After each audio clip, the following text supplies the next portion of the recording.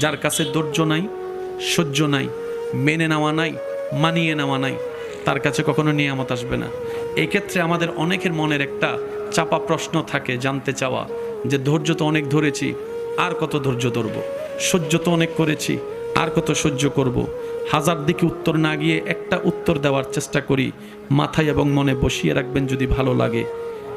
ধৈর্য ততক্ষণ ধরব যতক্ষণ আমাদের রব খুশি না হয়। সুবহানাল্লাহ। যতক্ষণ রব খুশি না হবে ততক্ষণ ধৈর্য, ততদিন ধৈর্য, তত মাস ধৈর্য, তত বছর ধৈর্য। কারণ আল্লাহ তাআলা জানেন কখন নিয়ামত দিলে আমাদের জন্য ভালো হবে, এটা আল্লাহই ভালো জানে। ওই হুকুম আসা পর্যন্ত অপেক্ষা করতে হবে, এটার নামে ধৈর্য। কোনো হা হুতাশ করা যাবে, আফসোস করা যাবে? আল্লাহ দিল আলহামদুলিল্লাহ, না দিল আলহামদুলিল্লাহ। সুখ আপনাকে খুঁজতে হবে না, দেখবেন সুখ আপনার ঘরে নিজে থেকে চলে আসবে। বলেন সুবহান।